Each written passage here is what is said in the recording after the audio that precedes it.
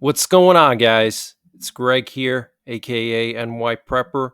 It is Sunday, April 14th, 2024, and I have an emergency update to share with you guys. Right now, it is 22:24 Eastern Time here in the United States, and I wanted to update you on the situation with Iran and Israel. So, looks like the Israeli counterattack is not going to happen tonight. My guess is it probably will happen tomorrow night or sometime in the coming days, because tomorrow the Israeli War Cabinet is going to reconvene, and the Israeli military has prepared several options for the Israeli War Cabinet, and they're going to make a decision tomorrow on which option to take. And the options range from extremely aggressive to cyber attacks and anything in between. Okay. But my guess is that Israel is going to go big and they're going to go after the Iranian nuclear facilities. I think it's going to happen. I think we're going to see it.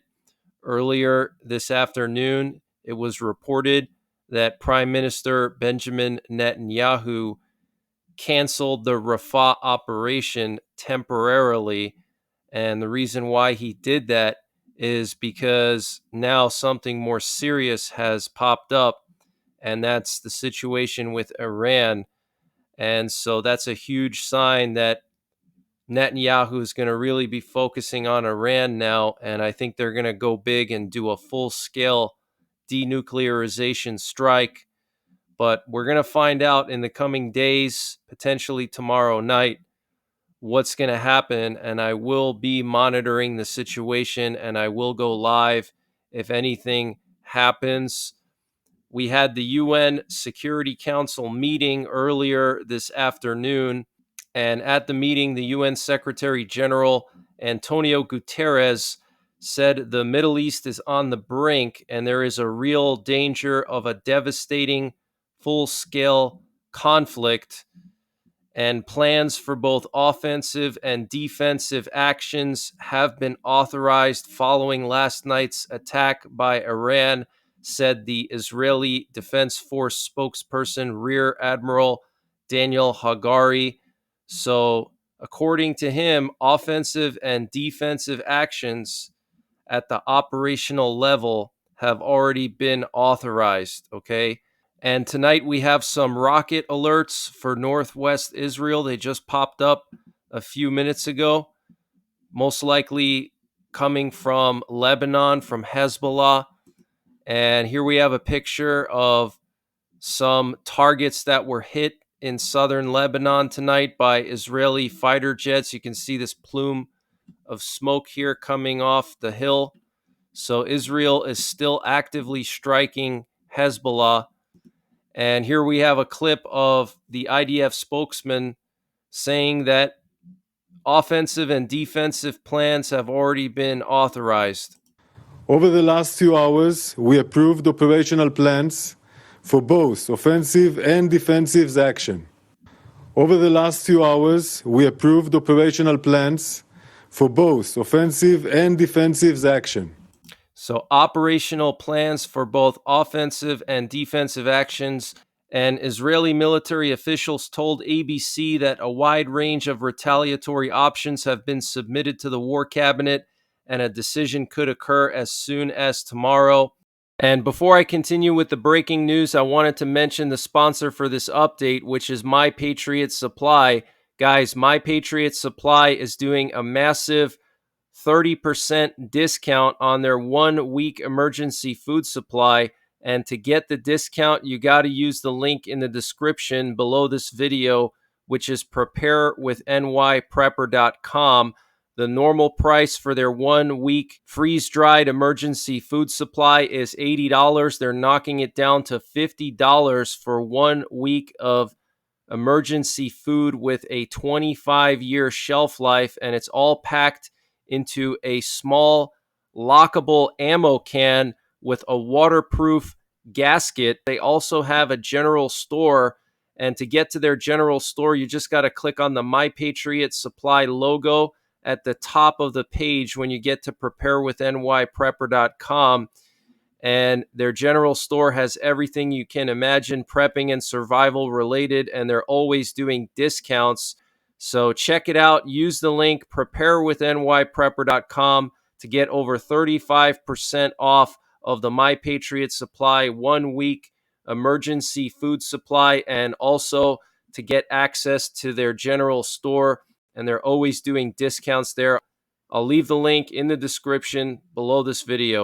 And Iran's National Security Council has approved a tenfold increase in the magnitude of strikes against Israel if Netanyahu decides to escalate the situation further. And that would amount to more than 1,000 missiles. They launched 140 missiles at Israel. And so Iran's Security Council approved a tenfold increase in the magnitude of strikes if Israel retaliates. Okay, so that's 1,000+ missiles, guys.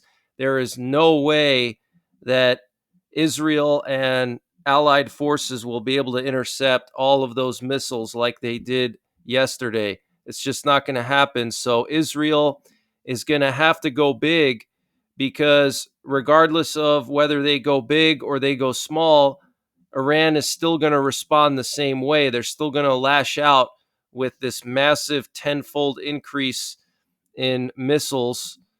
So they might as well go big and take out the nuclear facilities, take out their air defenses, take out their missile sites. Okay, and I think we're going to see it. I think it's going to happen. And the Wall Street Journal is reporting, citing 3 Western officials, that Israel is expected to launch their response as soon as Monday.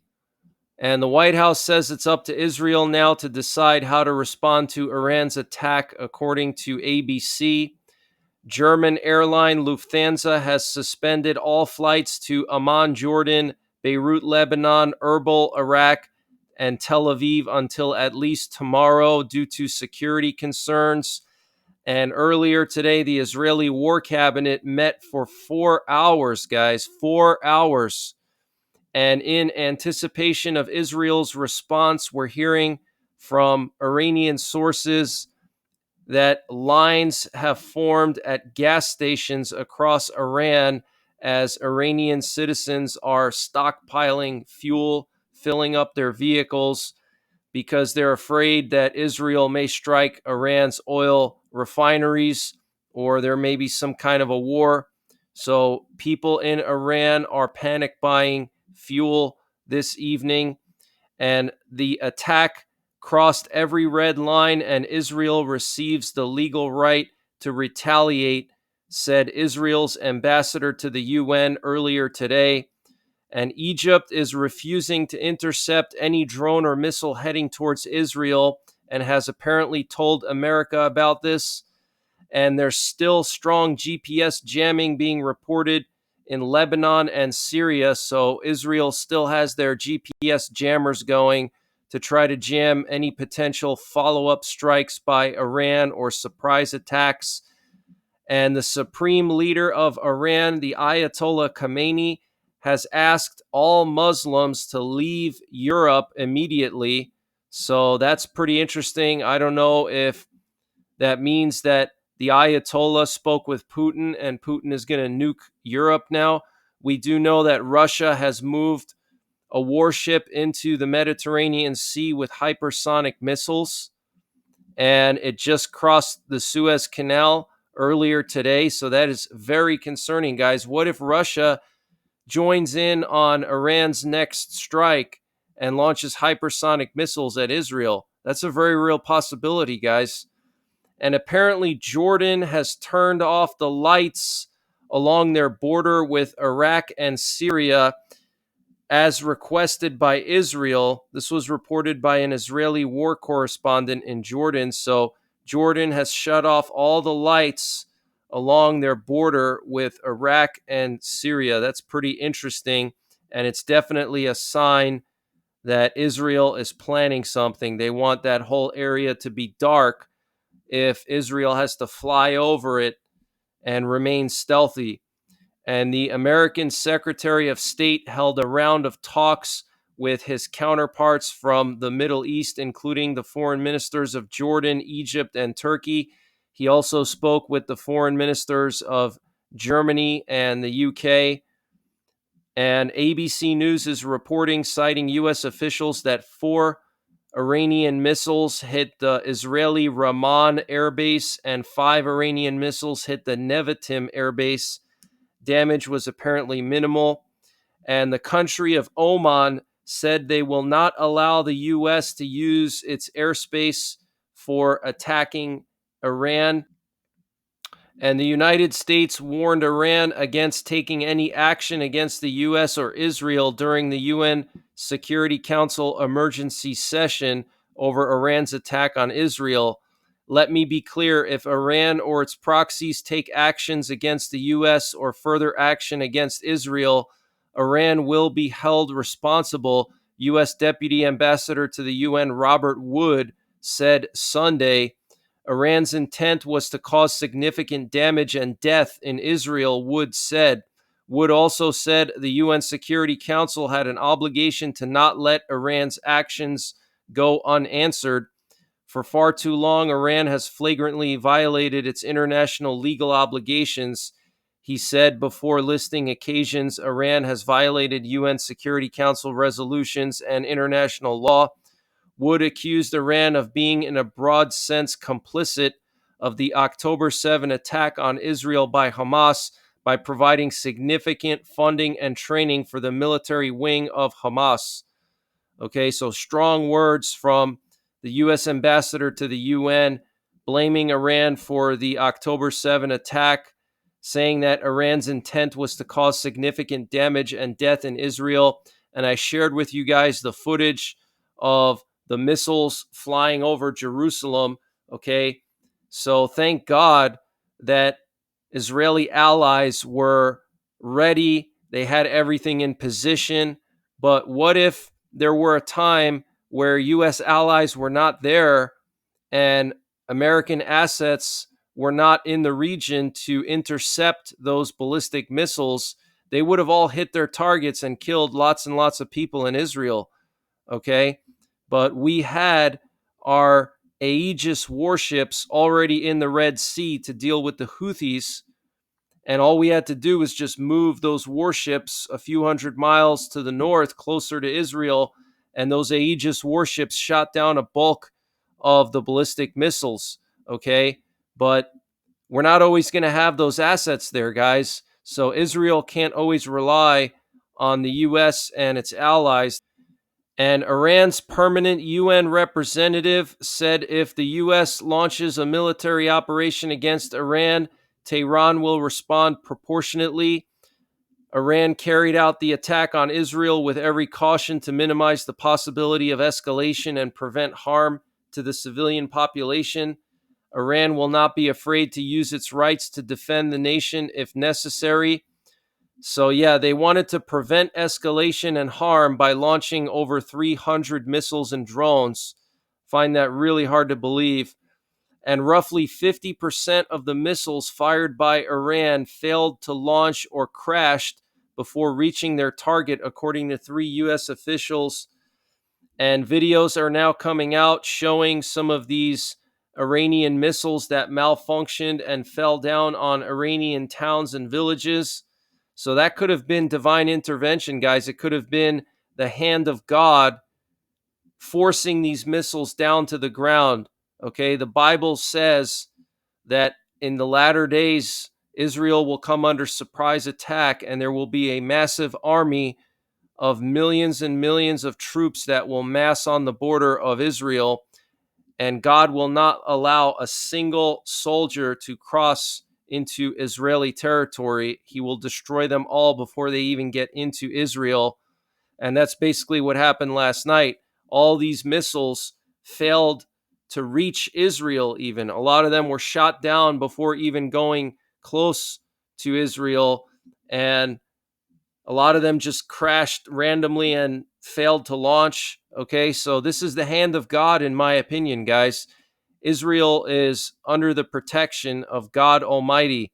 Okay, and U.S. Central Command says that On April 13th and April 14th, Central Command forces destroyed more than 80 UAVs and at least 6 ballistic missiles intended to strike Israel from Iran and Yemen.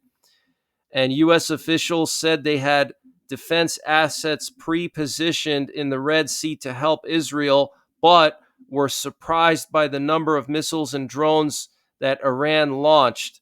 Okay, so even they were surprised at the volume of this attack, the number of missiles. Okay, and a senior U.S. military official said the United States assessed there was no significant damage within Israel itself after Iran's missile and drone barrage. Israeli military spokesman Daniel Hagari appeared to echo the assessment on Sunday, saying that out of hundreds of rockets launched from Iran, only a few penetrated Israel, causing minor damage to the infrastructure at the Nevatim Air Base near the runway and to a road in the Hermon region. Nevatim remained fully functional and planes continued to take off and land to fulfill their missions. And ABC is reporting that 5 Iranian ballistic missiles hit the Nevatim airbase, damaging a C-130, an unused runway, and empty storage facilities, and 4 additional ballistic missiles hit the Negev airbase, but there were no reports of significant damage, a senior U.S. official told ABC. And according to the Institute for Science and International Security, if necessary, Iran could rapidly enrich uranium potentially to weapons grade level within just a week. And within 5 months, Iran could amass enough enriched uranium for 12 nuclear warheads. While complex, Iran has pathways to expedite weaponization, including covert programs. Okay, so like right now, for all we know, Iran could be producing warheads because they know that Israel is going to retaliate soon. So Israel obviously knows that the clock is ticking and they're going to try to strike and destroy Iran's nuclear facilities before they have 5 months to build a bunch of nuclear warheads that they can use to strike Israel with. Okay, so I think Israel's going to go big. I think this is historic. What happened yesterday was historic. It was the first time that Iran directly attacked Israel in modern times. Okay, let that sink in. This is the first time in modern times since Israel became a nation again, okay, that Israel was attacked directly by Iran. This is huge, guys, okay? So we have to get prepared physically, mentally, and spiritually. And the Russian Ministry of Defense established a new army group that's going to be deployed to the Belgorod, Kursk, and Bryansk region of Russia, which is right next to Kharkiv. So this is an indication that Russia could be preparing to attack Kharkiv in their upcoming spring and summer offensive. They could try to surround Kharkiv and siege it to try to cut off the supplies into the city and slowly wear down the city and have them surrender and then take it over, just like they did with Bakhmut and Avdiivka.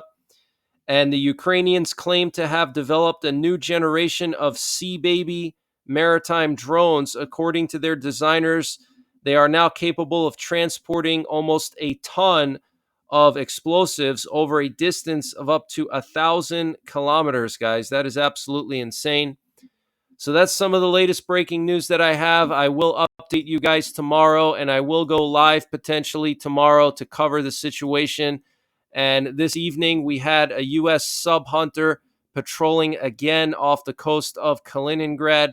So, still a lot of tension here in the Baltics. I'm very concerned that when Israel launches this massive denuclearization strike, that Russia could capitalize on that and launch an attack on the Baltics with Belarus and maybe simultaneously attack Ukraine in a different way. So we'll have to see what happens, but I will be monitoring the situation, and if anything happens, I will go live.